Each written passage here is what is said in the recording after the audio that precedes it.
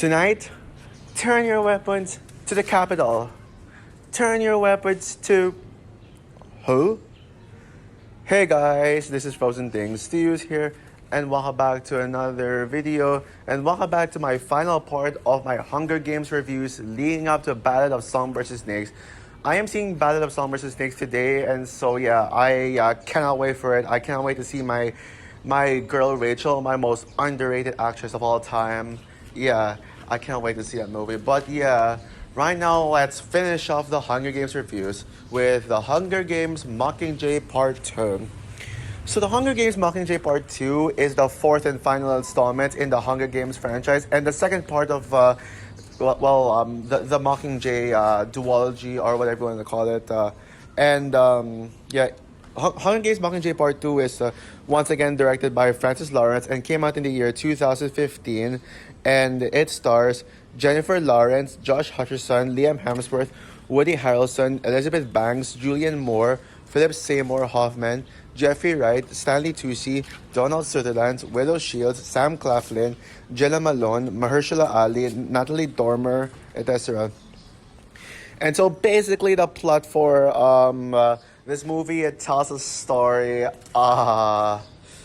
I guess the story of Katniss Everdeen, who is going to be taking down Snow. Katniss teams up with all the same team that she was with in part one when they went to the hospital. It's the same team. Yeah, so they go across Panem and to District 13. They go on a journey to the capital. From the facility to the capital in order to assassinate President Snow. And during the mission, they come across a lot of obstacles. Obstacles with traps, enemies, and moral choices. That Katniss has to face. There's not much to say about the plot. So Mockingjay Part 2. Now, yes, when it comes to Hunger Games, to ending a Hunger Games franchise, you gotta be really big. You gotta take things to the next level. The next level when it comes to the games. I know these Mockingjay movies are stay away from the games and are now focusing on the political thriller aspect. It's like how Maze Runner was about running a maze, but now they decided to focus on another subject matter about the zombie apocalypse and the cure, which is why they did the maze thing, the maze in the first film. But when it comes to this one, this one had to have its all. I mean, the first part, while it is mostly a setup, the first one, it really just showed a lot of promise to this one. It showed a lot of promise that this will be epic, because the whole time it's just building up to Katniss Everdeen's, the final showdown against Snow. And I will say that, while the first film did feel rather more like a setup, at least it was able to work well as a film on its own, by going deeper into the political thriller aspect, and also having heavy subject matter, and I'm sure, and yes, the ending did feel rushed, but at least it led me to think, okay, maybe Mockingjay Part 2 could be good. Maybe this could be a worthy conclusion. And usually with these normally with these YA adaptation, novel adaptations, their finales don't normally work all the time. I mean, sure, we got, the Harry Potter Deathly Hallows Part 2, even though I'm not sure if I would consider Harry Potter as a part of the YA series. Personally, to me, I wouldn't consider Harry Potter as a YA novel, like under the YA, because usually these YA novels would just, are always about the dystopian futures or something like that. And also Harry Potter is a book that anyone can read, even kids. It doesn't have to be just young adults. Looking at all the other the finales to the YA book franchises, you got your Twilight Saga Breaking Down Part 2. You got your Allegiant, which is supposed to be a 2-part finale, but they canceled the Allegiant Part 2, or what you're supposed. I don't even remember what Allegiant Part 2 was called, but yeah, because of how much of a failure Allegiant is, and Allegiant is to me the worst, easily the worst of these YA adaptations. Well, besides Twilight. But I will say the one YA adaptation novel, the one conclusion to these YA adaptation franchises I actually really liked is Maze Runner Death Cure. Maze Runner Death Cure. Yeah, sure, it got critically panned, but I personally defend Death Cure. I don't even like it as a guilty pleasure. I like it as a legit, straight up good movie. So I was hope.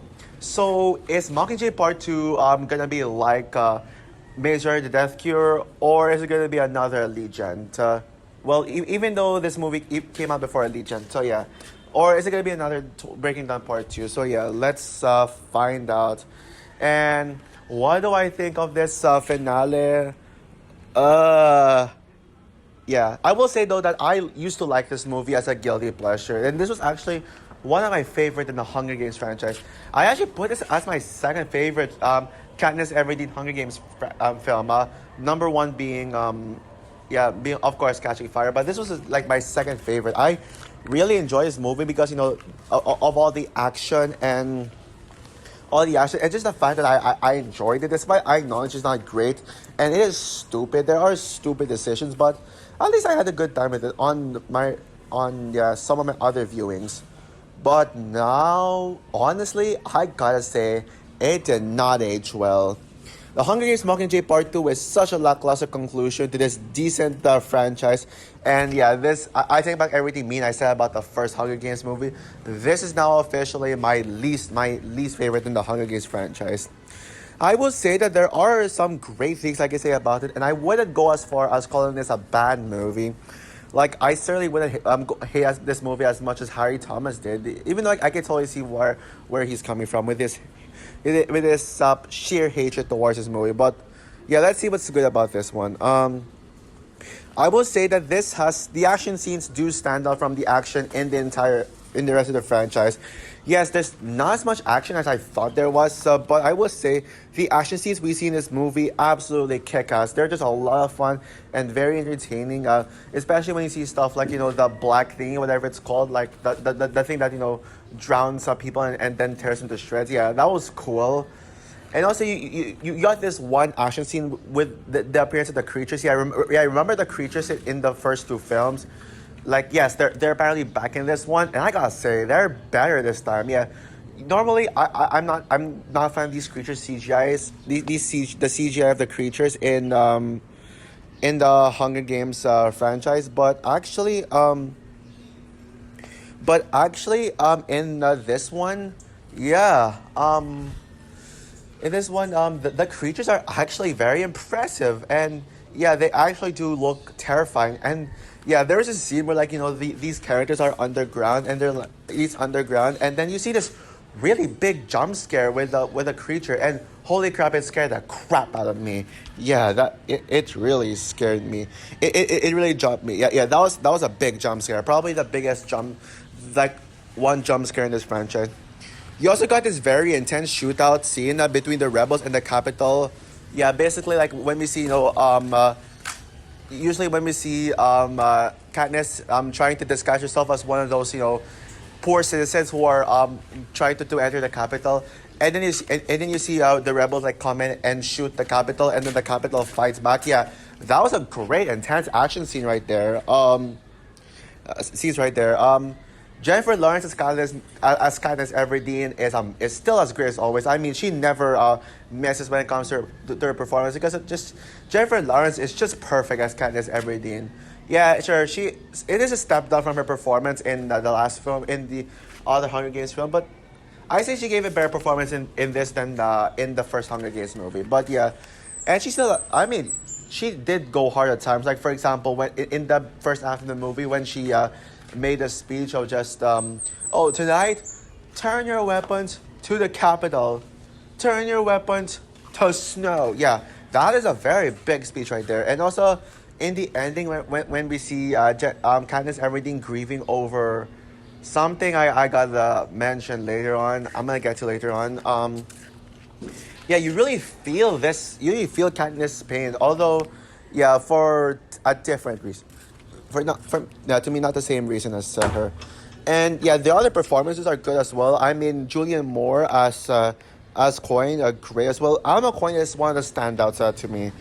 Um, yeah, everyone else. I mean, I'm glad that Pita is back on the good side. I forgot to mention that in the plot where like Pita just Pita still is yeah, the film actually started off with Pita trying to recover from him being brainwashed by the capital, and he's now part of the rebel side. And Donald Sutherland as President Snow, I would say that there was one cringe scene. There was one scene when Donald Sutherland gave this cringe acting, but otherwise he was very good. Still very intimidating as President Snow, and yeah, Natalie Dormer is still like very good as Cressida. So yeah, Liam Hemsworth also a great performance. I mean, it's kind of a shame that he followed up his best performance with this worst performance in Independence Day: Resurgence. Ugh. But unfortunately, that's all the good things I can say about this film. Now let's get to all my problems with this film. The reason why I think this is not a very good movie. My main problem with the movie is how bland and lackluster it was. I mean, I was actually considering ranking this above the first film. Just a heads up, yeah. I was considering preferring this over the first Hunger Games, mainly because of how at least the cinematography is smooth. At least the cinematography is smooth, and it's not shaky cam. And but yeah, the more I think about it, I was like, there's actually more good things to say about the first one than this one. At least the first one did try to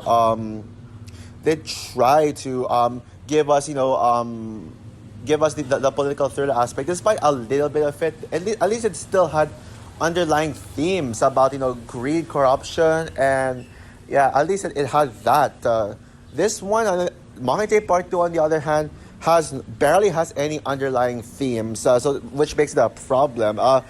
It doesn't feel relevant about today's society. Like, I mean, yeah, sure, you got you got a few moments of trying to be relevant with like the poor people walking towards the capital, walking towards the rich, and then they just get bombed. Yeah, that is very accurate. Very accurate. But other than that, it has nothing to say. It's just straightforward lackluster story, and the plot is a mess. Like, there's barely any yeah, the plot is so messy. There's barely any substance to it. Like, there's not much story to tell. It just relies too much on being a conclusion, but it kind of at times it kind of forgets to tell a story. So like, I'm just really wondering what are they doing. And yeah, and not to mention, yeah, the story's a mess. It's full of plot holes after plot holes after plot holes. And yeah, I mean, no, let's get to some of the... And yeah, the movie makes horrible decisions that makes me go, are you serious right now? Like, for example, killing of Primrose Everdeen. What the hell, movie? I mean, I get that it's in the book. I haven't read the Hunger Games book. Besides, I only read the first Hunger Games book, by the way. I haven't read the other ones.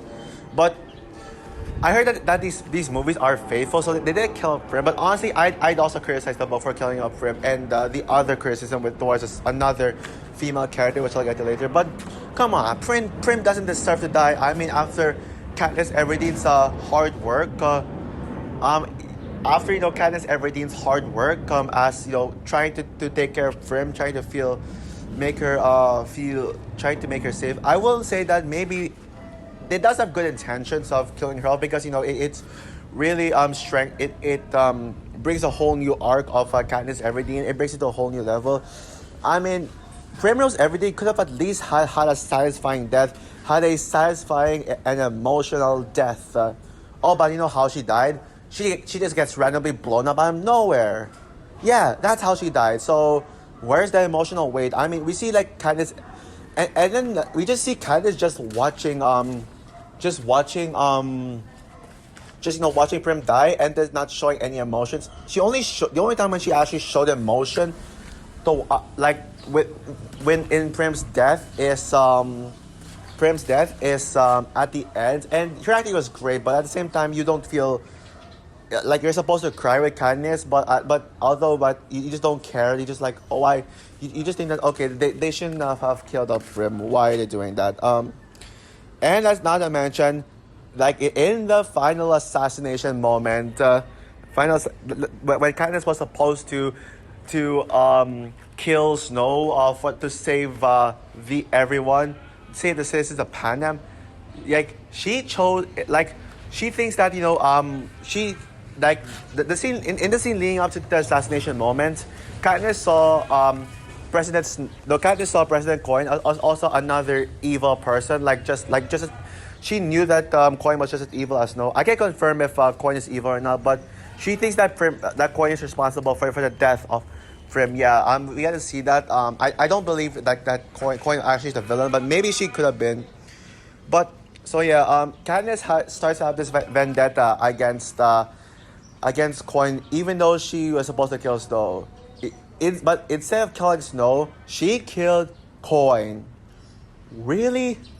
Come on, Katniss. I mean, yeah, sure, you can hate Coin all you want, but choosing to kill Coin over choosing to kill Snow, I mean, that's not heroic. You don't just put yourself over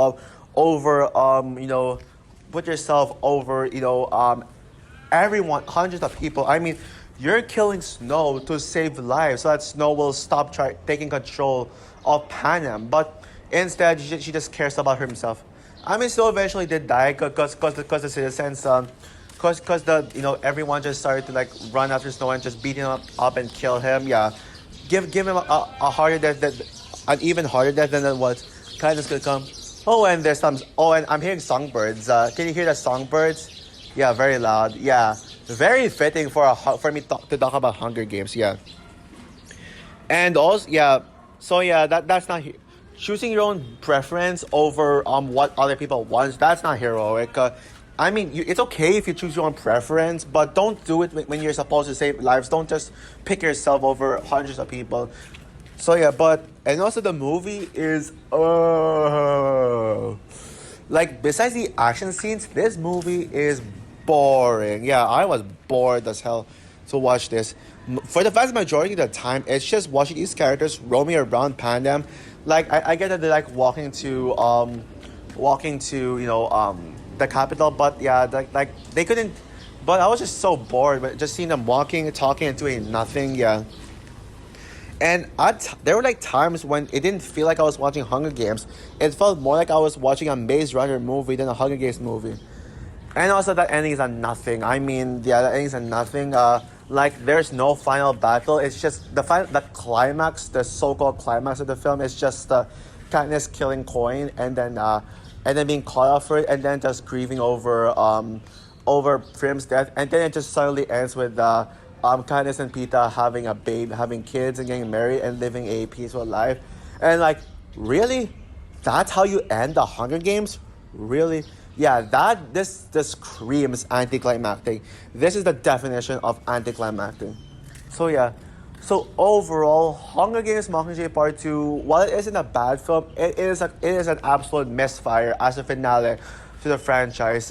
It has nothing to say in regards to the political thriller aspect and commentary. It just feels like a straight up action movie that has nothing to say. The action, nothing to say. Like the movie is boring when it's not in the action, when it's not when it doesn't have any action scenes and the movie is very stupid with some stupid decisions that these characters make. Yeah, this is again.